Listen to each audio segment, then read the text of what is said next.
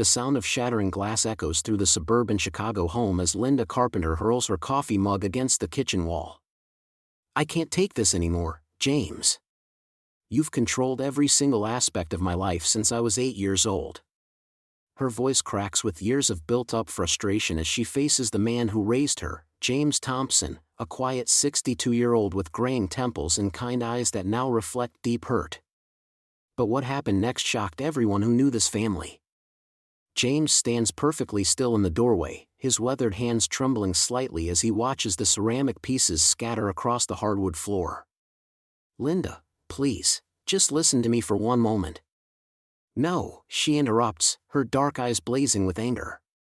"I'm 26 years old, drowning in student loans, stuck in a dead-end job, and you still treat me like I'm a child. Every decision I try to make, you question. Every dream I have, you find a way to discourage." The family photos lining the mantelpiece seem to mock the current tension, images of birthday parties, graduations, father-daughter dances where James's proud smile never wavered. Little did Linda know that behind every one of those moments, James was carrying a secret that would change everything. "You don't understand the sacrifices I've made," James says softly, his voice barely above a whisper. "Everything I've done has been to protect you, to secure your future." Linda lets out a bitter laugh that cuts through the air like a knife. "Protect me? From what? Living my own life? Making my own mistakes? You adopted me when my biological parents died, and I'm grateful for that, James. I really am. But gratitude doesn't mean I have to live in a prison." The words hit James like physical blows, and for a moment, something flickers across his face: pain, regret, and something else entirely. Something that looks almost like fear. "There are things about your situation, about our family, that you don't know," James tries again, taking a careful step forward. His voice carries an urgency that Linda has never heard before. "If you would just give me a chance to explain." "Explain what?" Linda's voice rises to a near shout. "How you've spent 18 years making me feel like I owe you something. How you've made me feel guilty every time I wanted to spread my wings. I see the way you look at me, James. Like you're afraid I'm going to leave and never come back." The suburban kitchen, once filled with the warmth of family dinners and homework sessions, now feels suffocating with unspoken truths. Sunlight streams through the window, illuminating the coffee stains spreading down the wall like tears. James's shoulders sag with the weight of years of silence. "You're right about one thing, Linda. I am afraid you'll leave. But not for the reasons you think." "Then tell me," she screams, her composure finally cracking completely. "Tell me why you hover over me like I'm made of glass. Tell me why you flinch every time someone mentions money around me. Tell me why you work 2 jobs but live like we're barely scraping by."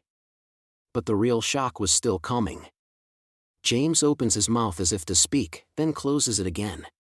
His eyes dart toward the hallway, where a small safe is hidden behind a family portrait, a safe that contains documents Linda has never seen, papers that would explain everything about the modest lifestyle they've maintained despite circumstances that would surprise everyone who knows them. "I can't," he whispers, and those 2 words seal Linda's decision. "Then we're done here," Linda declares, her voice now coldly determined. She grabs her purse from the counter with shaking hands. "I'm moving out. I'm going to figure out my own life, pay my own bills, make my own choices. And I don't want you interfering anymore." "Linda, please." "No." She spins around one final time, her face streaked with tears of frustration and years of perceived disappointment. "You had your chance to be honest with me, James. You've had 18 years of chances. I'm done waiting for you to treat me like an adult." James watches helplessly as the daughter he's loved and protected since she was a grieving 8-year-old heads toward the front door. Every instinct screams at him to tell her the truth, to reveal why he's been so careful, so protective, so secretive about their real situation. "Get out of my life, James." Linda shouts from the doorway, her words echoing through the house like a final verdict. "I never want to see you again." The front door slams with a finality that reverberates through every room, leaving James standing alone in the kitchen where he's made thousands of meals, helped with countless homework assignments, and kept the biggest secret of his life. This decision would change everything, and neither of them realized just how much was about to be lost. The coffee shop feels suffocating despite the open windows and gentle Chicago breeze. Linda wraps her hands around her lukewarm latte, staring across the small table at her best friend Sarah, who's been listening patiently for the past 20 minutes to Linda's emotional download about the explosive fight with James. "I just can't take it anymore, Sarah," Linda says, her voice cracking slightly. "Every time I try to make a decision about my life, he's right there with his opinions and his worried looks. I'm 28 years old, drowning in student loan debt, can barely afford my rent, and he acts like I'm still 12. Sarah leans forward, her expression sympathetic but concerned. "Lynn, I know you're frustrated, but James has always been there for you. Remember when you graduated college and couldn't find work for 6 months? He never once made you feel bad about moving back home." "That's exactly what I mean." Linda's voice rises slightly, drawing glances from nearby tables. "He enabled me instead of pushing me to figure things out on my own.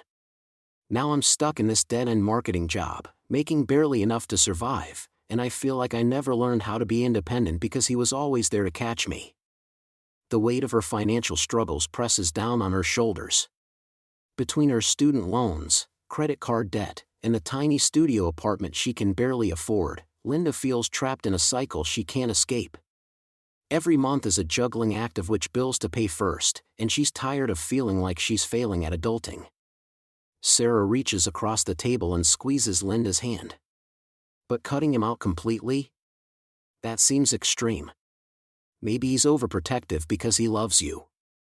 "Love shouldn't feel like a cage," Linda mutters, but even as she says it, memories flash through her mind unbidden. The scene shifts to Linda at age 16, standing in her high school gymnasium after receiving the Outstanding Student Award. James is in the crowd, beaming with pride, but Linda remembers feeling embarrassed by how enthusiastic he was, how he stood up and clapped longer than anyone else's parents. She'd rolled her eyes then, wishing he would just blend in like other dads. Another memory surfaces from her college graduation day. James had driven 8 hours to attend the ceremony, bringing a bouquet of sunflowers, her favorite since childhood, and a photo album he'd made chronicling her academic journey. While her classmates celebrated with their families, Linda had felt overwhelmed by his attention, wishing she could just disappear into the crowd. Even at her recent birthday dinner last month, James had gone overboard, organizing a surprise party she'd specifically said she didn't want. She'd smiled and thanked him, but inside she felt suffocated by his constant need to celebrate every milestone in her life. "I know he means well," Linda continues, pulling herself back to the present, "but sometimes I feel like I'm living his dream for me instead of my own. And whenever I try to talk to him about it, he gets this hurt look and changes the subject." Sarah nods thoughtfully. "Have you ever considered that maybe he's dealing with his own stuff too? I mean, raising a child on his own couldn't have been easy." Before Linda can respond, her phone buzzes. She glances at the screen and her face goes pale. "It's Kevin." "Your brother? I thought you two weren't speaking." Linda stares at the text message, her heart racing. Kevin's name on her phone is like seeing a ghost. They haven't spoken in over 2 years, not since their last explosive argument about family loyalty and James's role in their lives. "He wants to meet," Linda says, showing Sarah the message. "He says he has information about James that I need to hear." Sarah raises an eyebrow. "What kind of information?"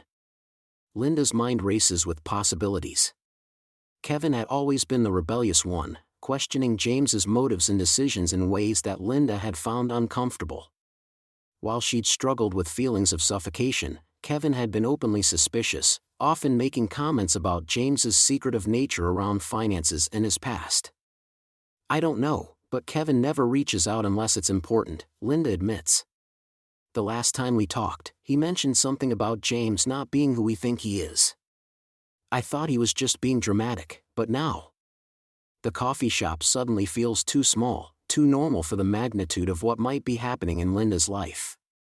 Her comfortable world of predictable frustrations and familiar grievances is starting to crack, revealing something much more complex underneath. "You're going to meet him, aren't you?" Sarah asks, already knowing the answer. Linda looks at her phone again, Kevin's message still glowing on the screen. Whatever he knows about James, it's significant enough to break 2 years of silence between them. Despite her anger and confusion, Linda feels a pull of curiosity mixed with dread. "I have to," she says finally.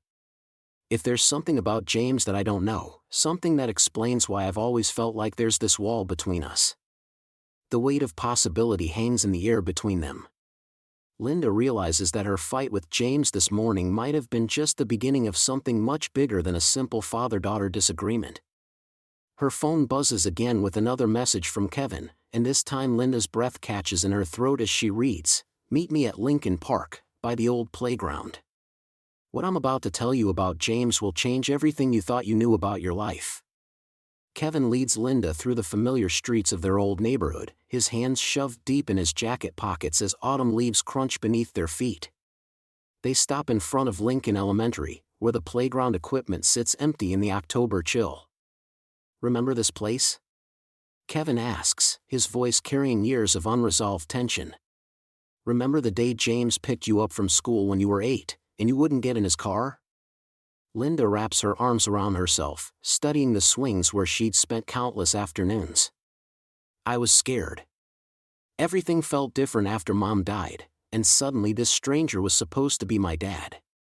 "That's just it, Linda. He wasn't a stranger." Kevin turns to face her, his expression serious. "I've been doing some digging, and there's stuff about James you don't know. Stuff he never told either of us." The wind picks up, rustling the papers in Kevin's hand. "What kind of stuff?" Before Kevin can answer, Linda's phone buzzes. The caller ID shows an unknown number from a downtown law office.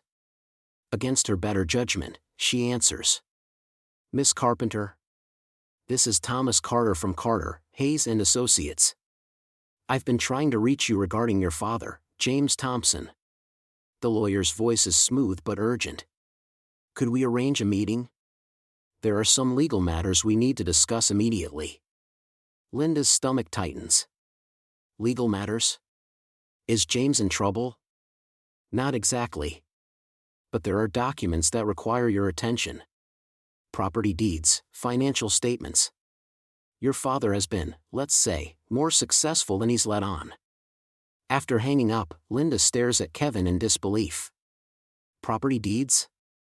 James drives a 15-year-old Honda and clips coupons every Sunday. What property could he possibly own?" Kevin pulls a crumpled envelope from his jacket. "That's what I wanted to show you. I found this in Mom's old things when I was cleaning out storage last week." He hands her a bank statement dated just 3 months ago.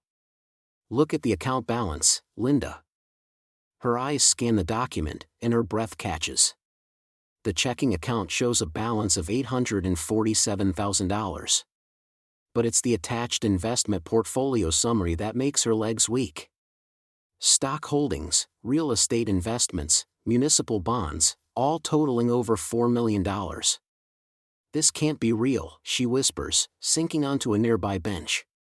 "James works at the post office. He's worked there for 20 years. Where would he get this kind of money?" That's not even the strangest part. Kevin sits beside her, his voice dropping to barely above a whisper. "I called the post office yesterday, pretending to be a reporter doing a story on long-term employees. Linda, James hasn't worked there in over 5 years."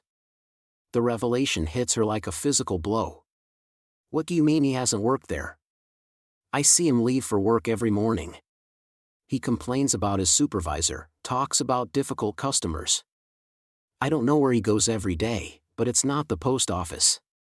And there's something else." Kevin hesitates, then continues. "I drove by some of those properties listed in his portfolio. One of them is a warehouse district downtown, another is a duplex in Lincoln Park. These aren't small investments, Linda. James owns real estate worth millions." Linda's mind races as fragments of memory suddenly take on new meaning. James's late-night phone calls that he'd take in the basement. The expensive watch she'd noticed him wearing recently, which he claimed was a gift from his supervisor. The way he never seemed stressed about money, even when she'd struggled to pay her rent. "But why would he hide this from us?" she asks, her voice breaking. "I've been drowning in student loans, working 2 jobs just to make ends meet. If he has all this money, why would he let me struggle?" Kevin shakes his head. "I don't know. But Linda, there's more. I found correspondence between him and this lawyer, Mr. Carter. They've been meeting regularly for months, discussing something they call the arrangement. Whatever James has been planning, it involves you directly." Linda stands abruptly, pacing in front of the playground. "This is insane. The man who raised me, who I've known for 15 years, is apparently living a double life. And now some lawyer is calling about legal matters I don't understand. We need to find out what he's really been doing," Kevin says firmly. "And why he's been lying to us all these years." As they walk back toward Kevin's car, Linda's phone buzzes again. This time it's a text from an unknown number. "The meeting with Mr. Carter is more urgent than you realize. James Thompson's arrangements expire at midnight tomorrow. Some decisions cannot wait." Linda shows the message to Kevin, and they both stare at it in stunned silence. The mysterious urgency, the cryptic mention of arrangements, and the ticking deadline create a knot of anxiety in Linda's chest. "Kevin," she says slowly, "what if James isn't just hiding money? What if he's hiding something much bigger than we ever imagined?" Linda's hands trembled as she held the documents Kevin had given her. The papers seemed to burn in her grip: property deeds, bank statements, investment portfolios. All bearing James Thompson's name. All hidden from her for 23 years. She found James in his study, reading glasses perched on his nose as he reviewed what looked like financial documents. The irony wasn't lost on her. "We need to talk," Linda said, stepping into the room and closing the door behind her. James looked up, his expression unreadable. "Of course, sweetheart. What's on your mind?" "Don't." Linda's voice cut through the air like a blade. "Don't call me sweetheart. Not when you've been lying to me my entire life." She slammed the documents onto his desk, watching as his eyes flickered over the papers. Not surprise, recognition. "You want to explain these?" Linda's voice rose. "Multiple properties in Lincoln Park? Investment accounts with 6-figure balances? James, I've been drowning in student loan debt, working 2 jobs just to make rent, and you've been sitting on a fortune?" James removed his glasses slowly, cleaning them with deliberate precision. "Where did you get these?" "That's your response? That's what you're worried about?" Linda laughed bitterly. "Kevin found them in Mom's old things. Apparently, she kept better records than you did." "Linda, please sit down. Let me explain." "Explain what?" "How you watched me struggle for years while you had the means to help. How you let me believe we were barely making ends meet." Tears of rage blurred her vision. "I trusted you, James. I defended you to everyone who said you were probably hiding something." But here's what shook her to the core. In all of this revelation, James remained unnaturally calm. His fingers drummed once against the desk, then stilled. "You're right to be angry," he said quietly. "I should have told you sooner." "Sooner?" Linda's voice cracked. "How about it all? How about when I was 17 and scared about college costs? How about when I was 21 and couldn't afford my apartment? How about last month when I cried about my credit card debt?" James stood up slowly, his tall frame casting a shadow across the room. "Every day, Linda. Every single day I wanted to tell you. Do you think it was easy watching you struggle? Do you think I enjoyed seeing you work yourself to exhaustion? Then why didn't you?" The question came out as a whisper. James walked to the window, his back to her. "Because I made a promise. A promise I thought I was keeping to protect you." Something in his tone made Linda pause. There was pain there, deep and old. "What kind of promise?" Before James could answer, his phone buzzed. He glanced at it, and Linda caught a flash of the name on the screen, Mr. Carter. The same lawyer Kevin had mentioned. "You need to take that, don't you?" Linda said, her detective instincts kicking in despite her emotional turmoil. James looked at the phone, then at Linda. "It can wait." But Linda was already backing toward the door. "No, take it. I'm clearly not the priority here anyway." "Linda, wait." The phone continued buzzing. James looked torn, glancing between Linda and the insistent device. "Take the call, James. Whatever secret meeting you have planned with your lawyer is obviously more important than your daughter's questions." She was halfway out the door when James's voice stopped her cold. "It's not about money, Linda. It never was about the money." His voice was thick with emotion she'd rarely heard from him. "The lawyer, he's been helping me protect something far more valuable than any inheritance." Linda turned around slowly. James was staring at the phone in his hands, his usual composed demeanor finally cracking. "I have always wanted to tell you the whole truth," he said, his voice barely audible. "But I never found the right time. And now I'm afraid it might be too late." The phone had stopped ringing, but the silence it left behind was deafening. Linda found herself frozen in the doorway, caught between the urge to run and the desperate need to finally understand the man who had raised her. "Tell me what, James," she whispered. His eyes met hers across the room, and for the first time in her life, she saw her adoptive father look truly afraid. The silence in the living room feels suffocating as Linda stares at James, her heart pounding against her ribs. The documents Kevin found are scattered across the coffee table between them like evidence in a courtroom, and James's words hang in the air. "I have always wanted to tell you, but I never found the right time." "Then tell me now," Linda whispers, her voice barely audible. "Tell me everything." James takes a deep breath, his weathered hands trembling slightly as he reaches into his jacket pocket. He pulls out an old leather folder, the edges worn from years of handling. "Your mother made me promise something before she died, Linda. Something I've carried with me every single day for 23 years. Linda's breath catches in her throat. Her biological mother is a topic they've barely touched on since she was small, and the mention of her now feels like opening an old wound. "She knew she was dying," James continues, his voice thick with emotion. "The cancer was too advanced, and she was terrified about what would happen to you and Kevin. She made me swear on her deathbed that I would never touch a single penny for myself. Every dollar I earned, every investment I made, every sacrifice I endured, it was all for you too." He opens the leather folder with reverent care, revealing bank statements, investment portfolios, and property deeds. Linda's eyes widen as she sees the numbers, accounts with balances that seem impossible, property holdings across 3 states, investment returns that have compounded year after year. $6 million, James says quietly. $6 million that I've built from nothing, working double shifts at the steel mill for 15 years, investing every spare penny, buying properties in neighborhoods before they gentrified. I lived in that tiny apartment, drove that beat-up car, wore the same clothes year after year because every dollar went into securing your future." Linda's hands shake as she picks up one of the statements. "This can't be real," she breathes.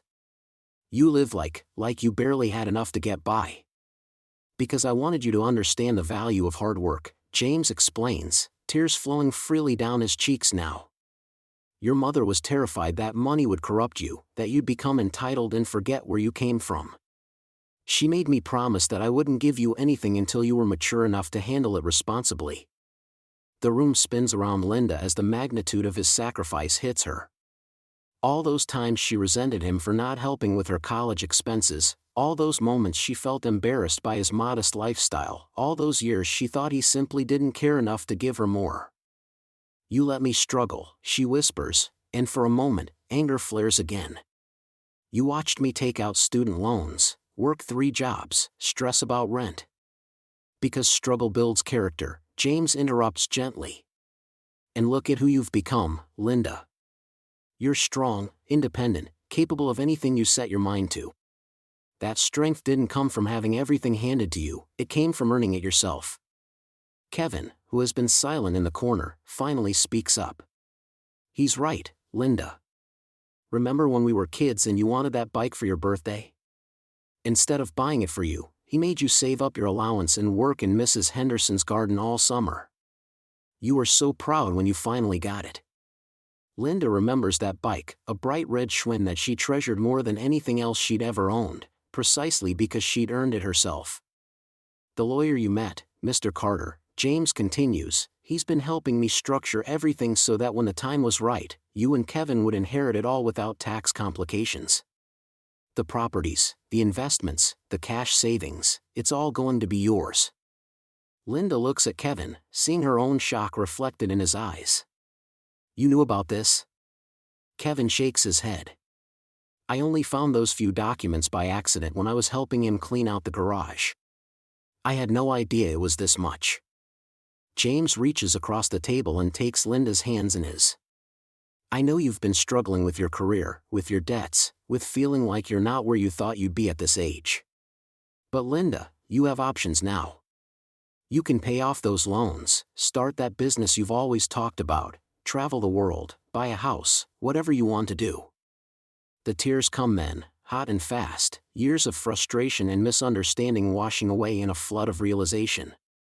Linda throws her arms around James, holding him tight as she sobs into his shoulder. I'm so sorry, she chokes out. I said such horrible things to you. I told you to leave my life forever. You were hurting, James whispers, stroking her hair the way he used to when she was small and had nightmares. And you had every right to be confused and angry. I should have found a way to explain things better, but I was so afraid of breaking my promise to your mother.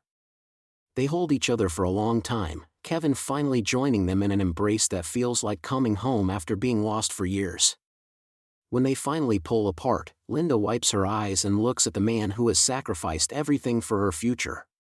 What can I ever do to make this up to you?